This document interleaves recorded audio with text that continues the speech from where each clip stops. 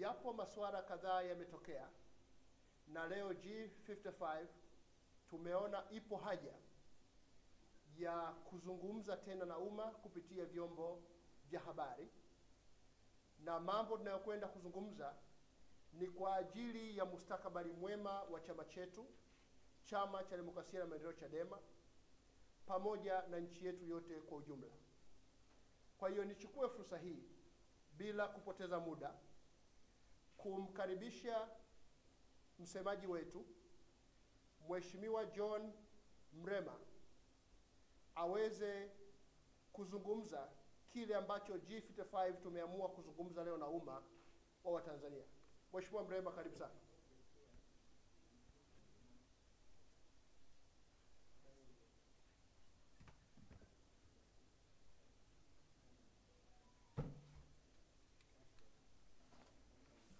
Habarini za asubuhi.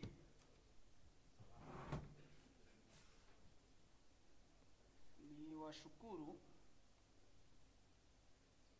kwa kuitikia wito wetu na kuja kutusikiliza.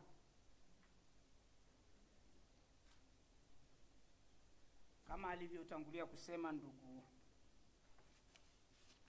Kinabo, ni kwamba leo tumewiwa kuwaita, na huu ni mkutano wa pili na waandishi wa habari wa kundi la G55, tofauti na inavyopotoshwa huko mitandaoni kwamba tumefanya sana press. Leo ni mara ya pili tunawaita kwa ajili ya kuzungumza nanyi.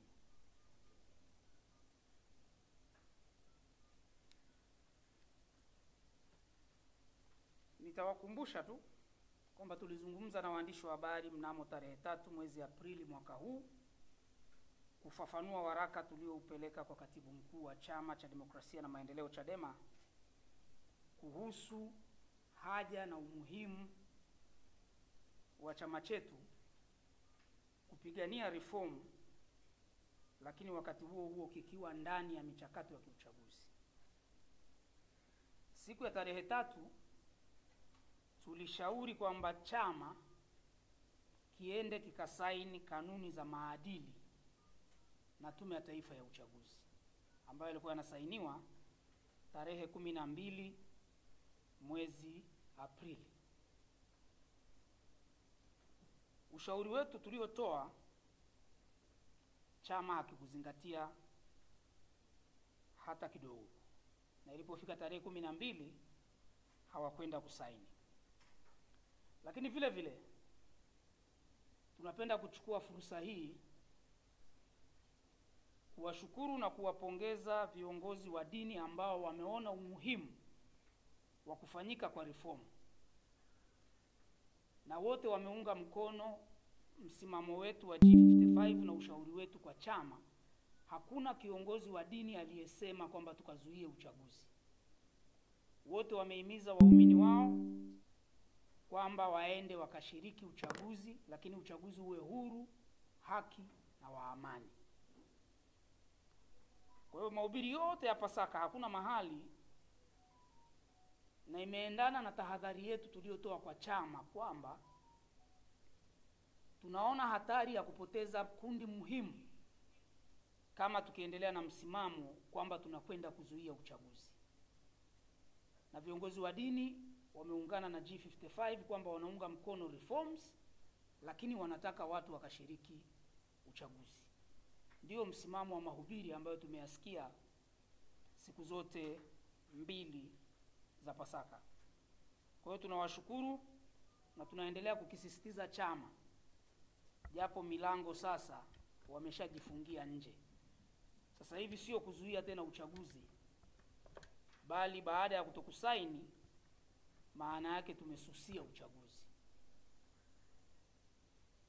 Labda patokee muujiza ili chama kiweze kushiriki uchaguzi, kwa sababu tume imeshaweka wazi. Mwenyekiti wa tume ameshasema kwamba kama Chadema wanafikiri wanatafsiri tofauti, waende mahakamani. Mwenyekiti wa tume ni jaji, anafahamu anachokisema. ukisoma sheria za uchaguzi, kama una malalamiko na mchakato wa uchaguzi, sheria inasema utapaswa kwenda mahakamani baada ya uchaguzi.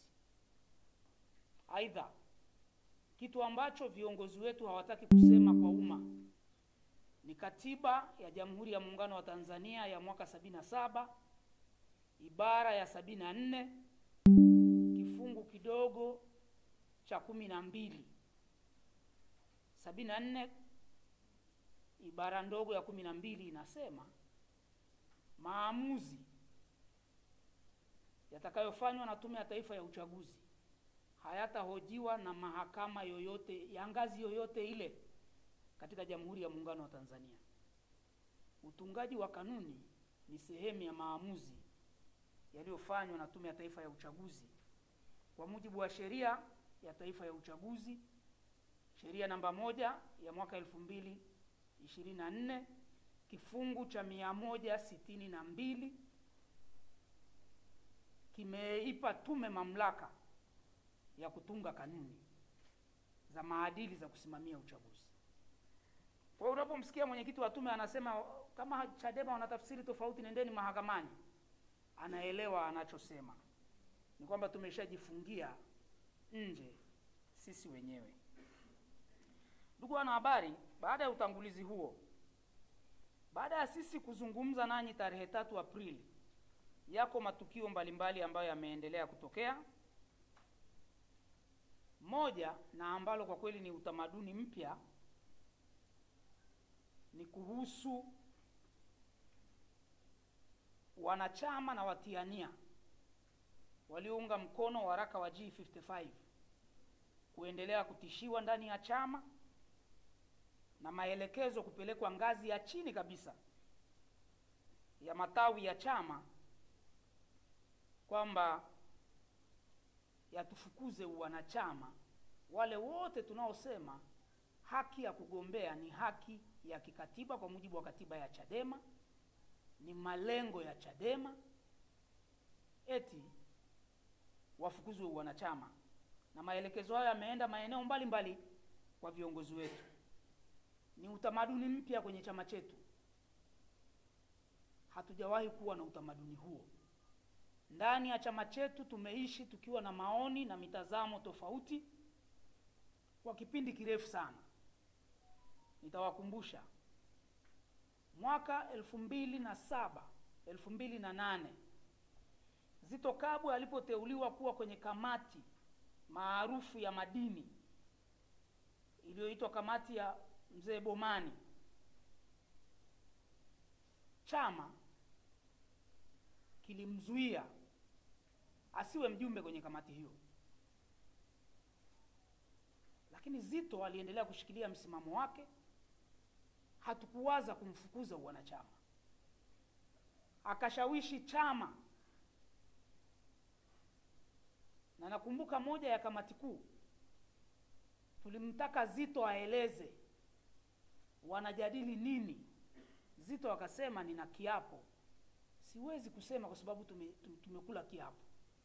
Aliungwa mkono na mzee Edwin Mtei ndani ya kamati kuu. Mzee Mtei akasema hapana, mtu mwenye kiapo hawezi akazungumza mambo ambayo amekula kiapo nje ya kiapo chake. Na Zitto hakufukuzwa wala hakuna aliyewaza afukuzwe. Marehemu Profesa Mwesiga Baregu mwaka 2012 alipoteuliwa kwenda kwenye tume ya Warioba, kama mnakumbuka, alisema ndani ya kamati kuu na nje ya kamati kuu, baada ya kamati kuu kumtaka ajitoe, akasema nikiambiwa nichague kati ya chama na nchi, nitachagua nchi. Na Profesa Baregu alishikilia msimamo wake, na chama hakikuwahi kuwaza eti kimfukuze uwanachama kwa sababu aliamua kuweka msimamo wa kusimamia maslahi ya nchi. Aidha, miaka ya hivi karibuni tulipokuwa kwenye maridhiano baina ya Chadema, Chama cha Mapinduzi na serikali, lilijitokeza kundi la viongozi ndani ya chama akiwemo wakati huo makamu mwenyekiti wa chama taifa Mheshimiwa Tundu Lissu, mjumbe wa kamati ya maridhiano ambaye sasa ni makamu mwenyekiti wa chama bara Mheshimiwa John Heche, mjumbe wa kamati kuu ya chama ya sasa Godbless Lema, na aliyekuwa pia mjumbe wa kamati kuu Peter Msigwa waliendesha harakati kwamba chama kijitoe kwenye maridhiano, wakati alikuwa maamuzi ya baraza kuu la mwezi Mei mwaka 2022. Wakaendesha harakati kwamba chama kijitoe kwenye maridhiano, lakini hakuna aliyesema hawa watu tuwafukuze wanachama kwa sababu wanapinga maamuzi ya baraza kuu. Ni kwa sababu chama chetu kimejengwa kwenye misingi ya kusikiliza. Na mfano wa mwisho ni wa viongozi niliowataja. Walipinga hadharani operesheni ya chama ya GF, Grassroots Fortification, na kupuuza kabisa kazi zilizofanywa na walioitwa JOCO, Jimbo Operation Commander, ambao walifanya kazi kubwa na ngumu kweli kweli katika taifa hili. Mtakumbuka tulizuiliwa kufanya siasa tangu mwaka 2016. Tuliporuhusiwa kufanya siasa mwezi Januari mwaka 2023, tulikuwa tumeshafika mwaka wa uchaguzi wa ndani ya chama. Ikabidi, kwa sababu chama kilishapooza huko chini, tuanzishe operation ya GF, Grassroots Fortification, kungomesha chama kule chini mashinani. Tukateua watu walioitwa majoko. Operation hii iliendeshwa na naibu katibu mkuu bara wakati huo, ndugu Benson Kigaila. Tangu mwaka 2023 Kigaila hakuwahi kurudi kwenye familia yake, mpaka mapema mwishoni mwa mwaka 2024 mwezi Disemba ndio alimaliza operation kanda ya kaskazini. Hakuwahi kurudi. Lakini viongozi hao niliowataja walipinga operation hiyo hadharani na waziwazi. Hakuna aliyesema au kupendekeza tuwafukuze wanachama. Kwa leo watu wanaosema kwamba G55 wafukuzwe wanachama ni watu waliokosa uvumilivu ambao umejengwa kwa miaka mingi na Chama cha Demokrasia na Maendeleo, Chadema, na ndio utamaduni wetu wa kukosoana kwa hoja, kusikiliza hoja. Tuna utamaduni wa kupima uzito wa hoja. Kwa hilo tumeona kwamba tuliseme, kwa sababu ni utamaduni ambao unamea kwa kasi sana, ukishereheshwa na matusi ya kutosha. Yaani leo ukisema chochote hata cha kushauri chama kinyume na kile ambacho wanataka kusikia, my friend, matusi ni mengi kupindukia. Kwa hiyo tunakishauri tena chama, utamaduni huo, njia hiyo wanayotaka kuchukua sasa, haitakiacha chama chetu salama.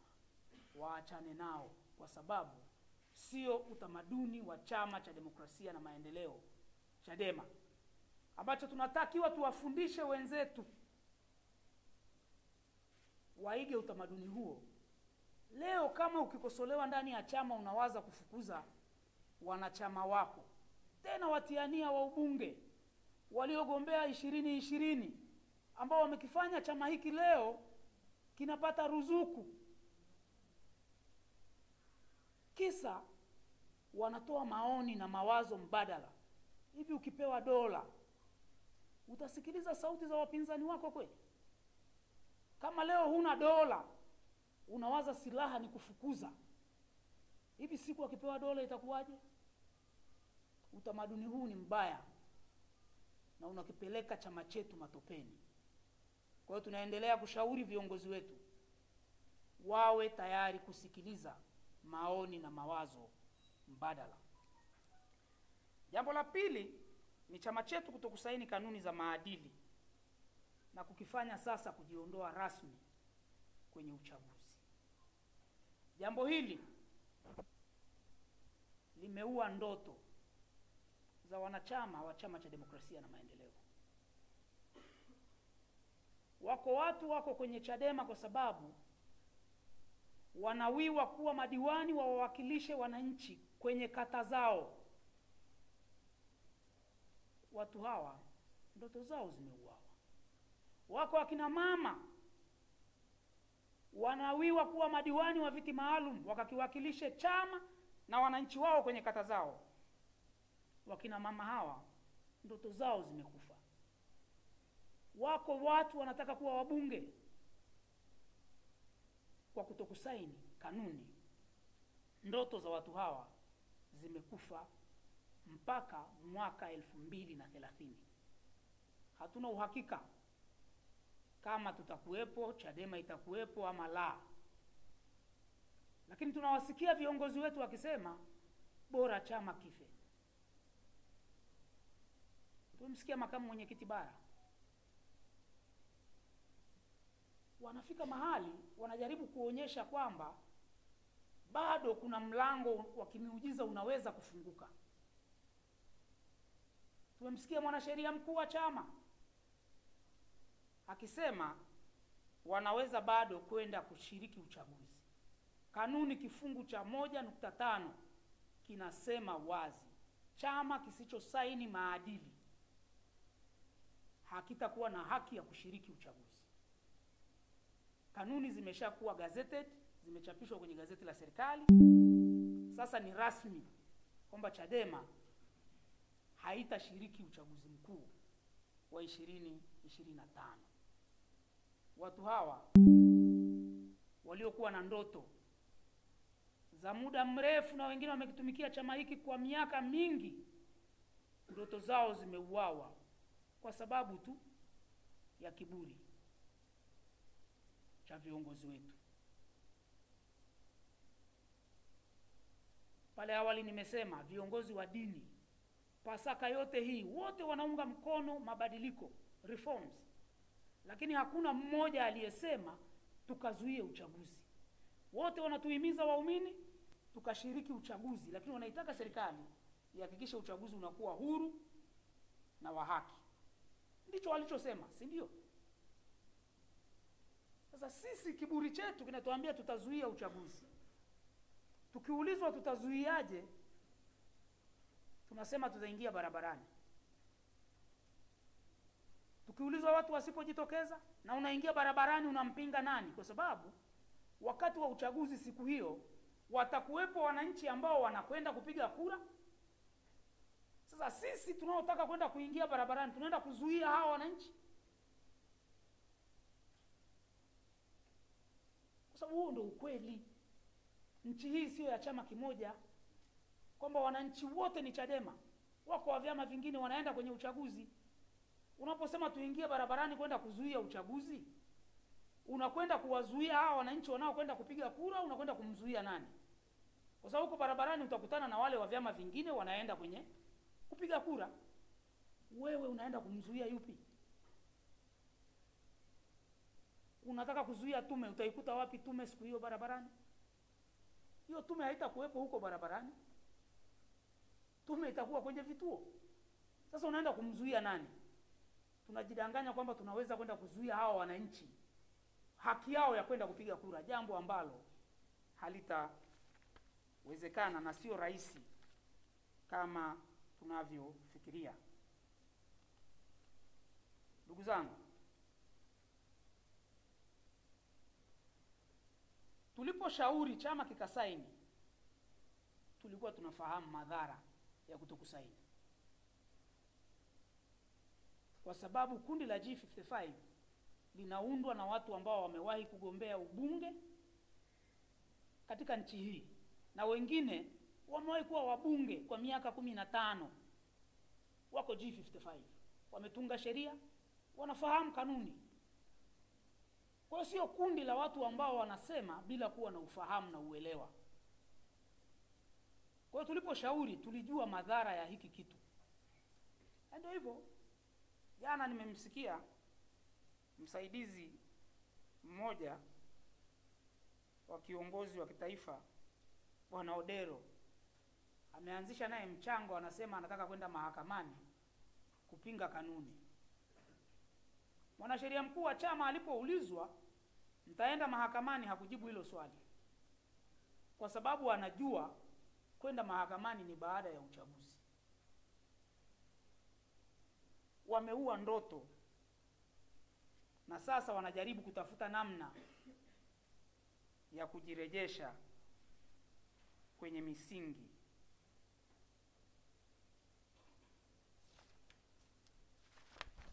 Ndugu zangu,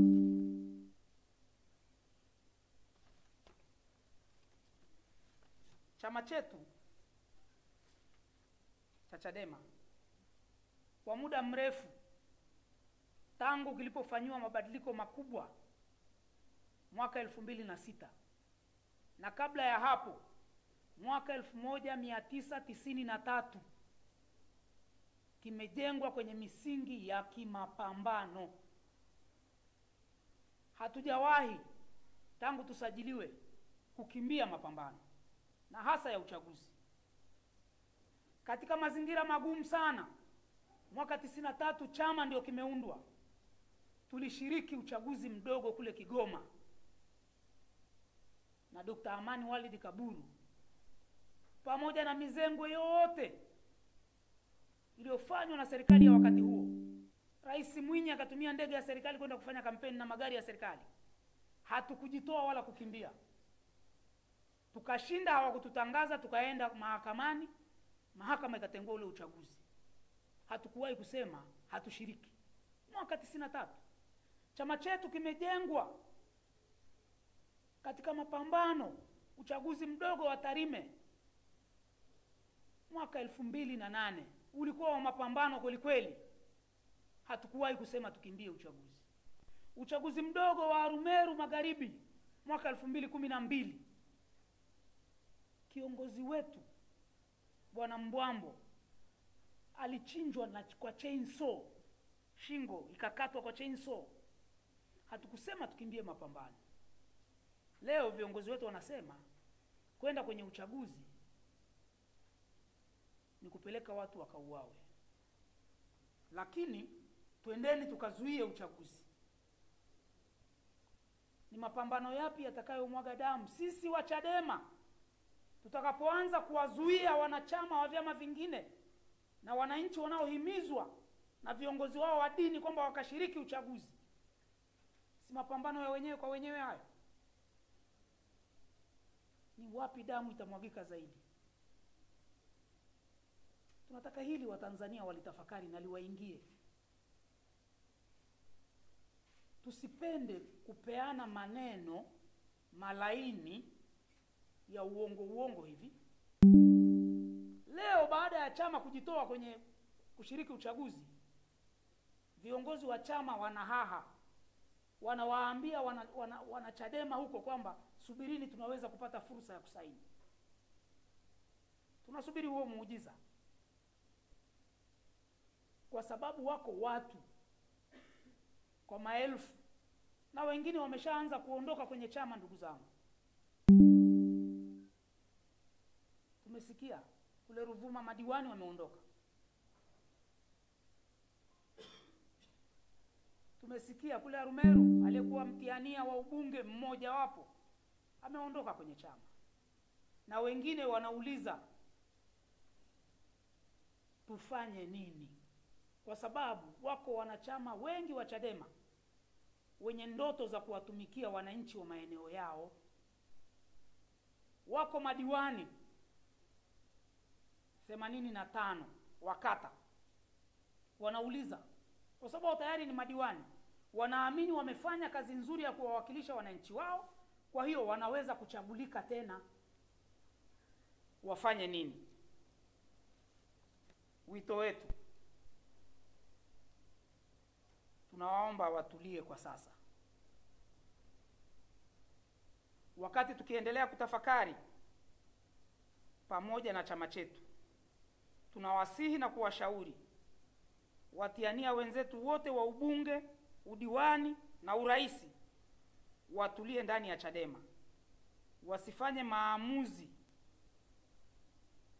ya haraka na ya hasira, wasihame chama wala wasikate tamaa za kuendelea na shughuli za kisiasa kwa wakati huu, kwani hata sisi tulioko mbele mnaotuona wa G55, watu wanafikiri G55 ni Mrema. Mimi nimetangulizwa tu, nazungumza kwa niaba ya watu, na ndio maana ndugu zangu waandishi wa habari, mtaniwia radhi wale mnaonitafuta binafsi nije kwenye interview, na wakwepa sana, kwa sababu ninayosema sio yangu binafsi. Ninazungumza kwa niaba ya kundi kubwa. Tunashauriana kabla ya mimi kuja kuyasema. Kwa hiyo ninayosema sio yangu. Hata wale wanachama na viongozi wa Chadema wenye hasira na mimi, mnanikosea tu. Kwa hiyo sisemi ya kwangu, mimi ni speaker tu.